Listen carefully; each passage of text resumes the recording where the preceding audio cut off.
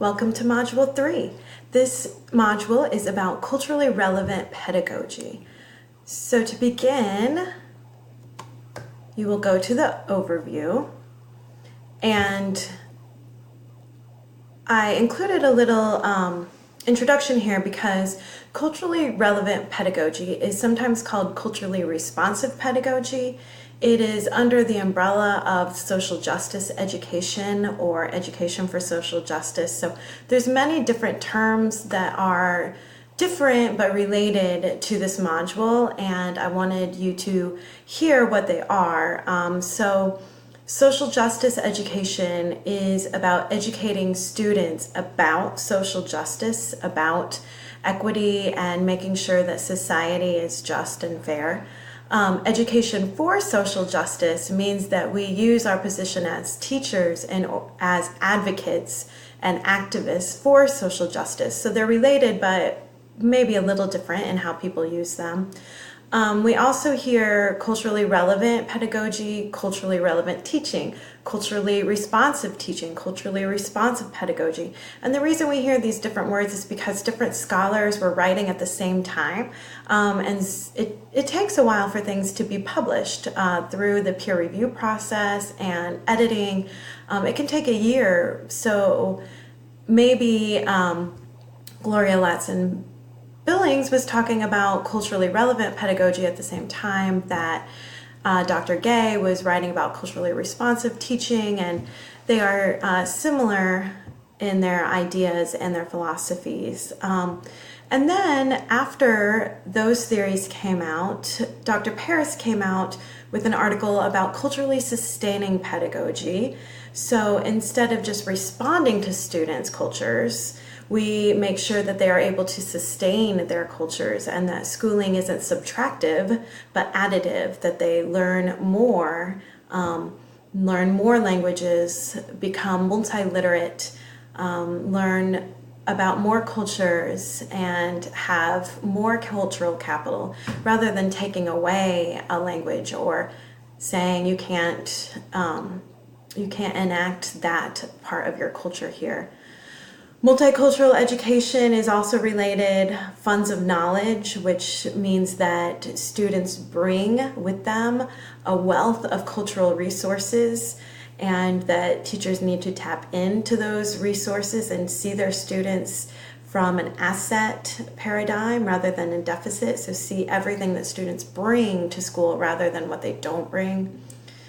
Critical pedagogy is also related. It means looking at the world through critical theory. Critical theory wants to break down hegemony, break down issues of power and privilege, and then build society back up to be more just. Critical global citizenship education, and there's others. Okay, so we will read and hear from a lot of different scholars: Jackie Jordan Irvine, Geneva Gay, Sonia Nieto, Chris Gutierrez, Gloria Latson Billings, and Lisa Delpit, among others. In this module, you will examine your own implicit bias and reflect on your own teaching practices. So implicit bias is something that we all have inside of us all of the time. If it's related to our interactions with other people, but it's also related to things that we have seen or heard growing up or in the media, things that we don't even realize that we may have taken into our minds, and it affects the way we see other people. So if you meet someone that's a teacher, you may have a positive bias that you want to talk to them and you think, oh, they must be a good person, they're a teacher. That's a bias, but in that sense, it's a positive one. And sometimes we have biases that are negative. And so we'll be reading about this more, especially in Lisa Delpit's book. We want to be able to set high and clear expectations for all of our learners. So the point of culturally relevant pedagogy is to set high expectations for all of our learners, not to lessen the expectations. So yes, we'll be sympathetic that different students of ours may come from more challenging situations than others. We may appreciate the fact that it was a struggle for them just to get to school, but that doesn't mean that we have them learning less or that we expect less of them. It means that we have to provide more support and help them more to get them where they want to be. We will connect our learning in the classroom to the cultures and concepts relevant to our students' lives. We'll consider tensions in teaching and value diverse perspectives by engaging in rich discussions with our peers. And we'll apply learning of culturally relevant pedagogy by designing a lesson plan based on the concepts from the course. And so here is the agenda. First, you'll complete a survey. The survey is anonymous, so I won't be looking at your results individually because I want you to be honest. The purpose of this is for self-assessment. You're going to take it now, and then you're going to take the same survey at the end of the course, and you'll be able to save the PDF of your response from the beginning so that you can compare it to the end and see if you made any changes. Self-assessment's an important part of learning, and it will help you to set your own goals in what you want to learn more and do more of. You will watch a video by the Teaching Tolerance organization. If you're not familiar with Teaching Tolerance, get to know them. They're awesome. You will read about how culturally relevant pedagogy is linked to the Missouri Teacher Standards. You'll read the article from Gloria Latson-Billings and post it on the discussion board about what it is and how it applies to your classroom. Respond to 2 peers within 2 days, as always.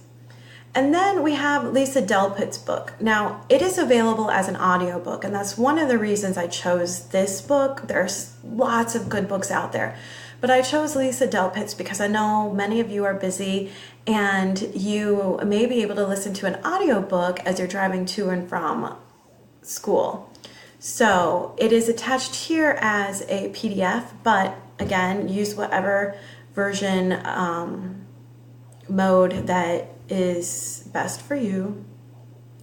You will be thinking about the tensions. So when you're listening or reading Delpit's book, think about the tensions she talks about between different camps, between intentions and outcomes. I won't say much more, but just be thinking about what tensions, what are the pushes and pulls that are going on in education from her standpoint, and think about whether you agree with her or not.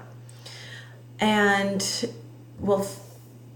then for next week, you'll start reading part 3 of her book, and that's something that's a little hard on the audiobook, so I will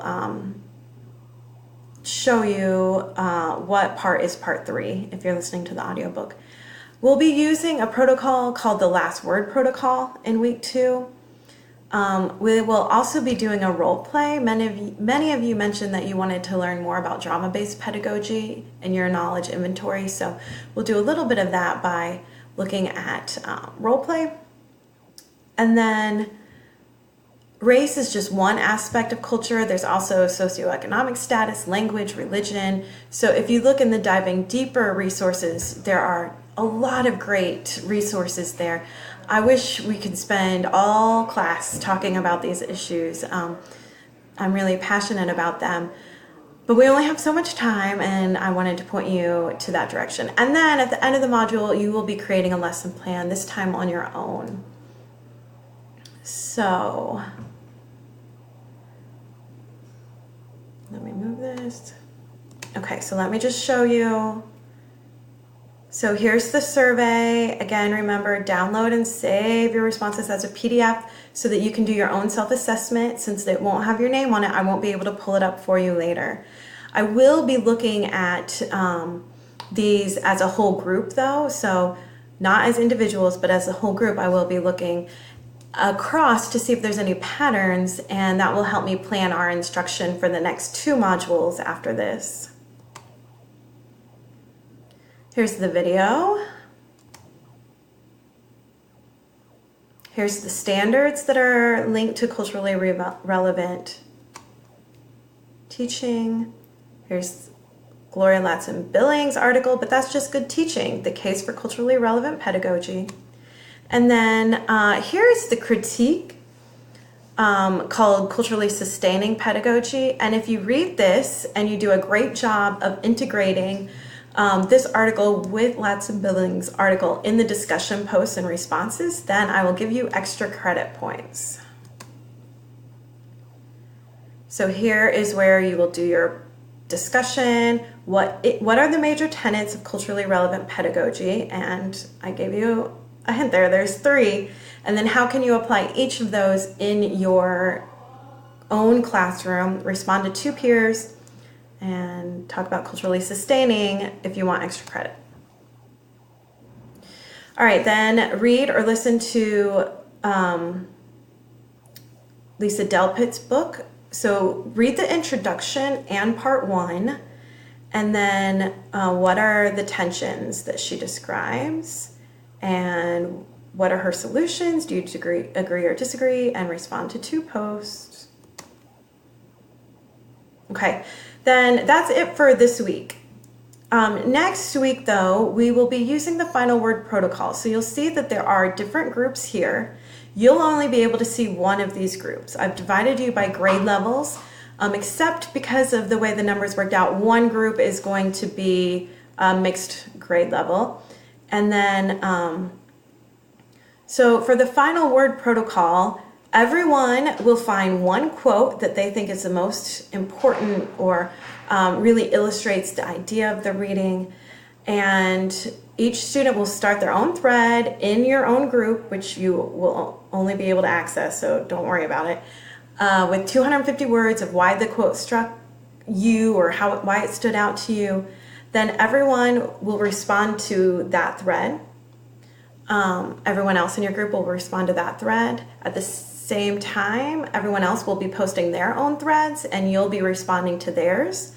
Then you'll go back to your own and you'll have the final word. So you'll read everyone in your group's responses. So there should be 4 people in each group. So you'll have your original post, 3 people will respond, and then you'll wrap up by summarizing what everyone said, saying if you agree or disagree, seeing if your ideas were challenged or changed or confirmed, what you're thinking now. And so that's next week, but I just wanted to give you a heads up because I know some of you are working ahead.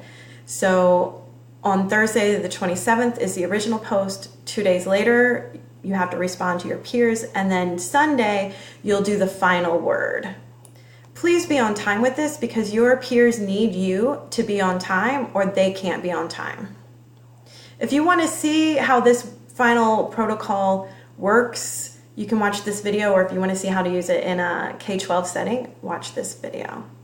So that's it for now. I look forward to looking at your lesson plans tonight. I really loved how one group used a strategy from the book and they actually wrote their names in different colors and they wrote the different parts of the lesson plan in those different colors so I could see that each group member contributed. That was really cool. Good job.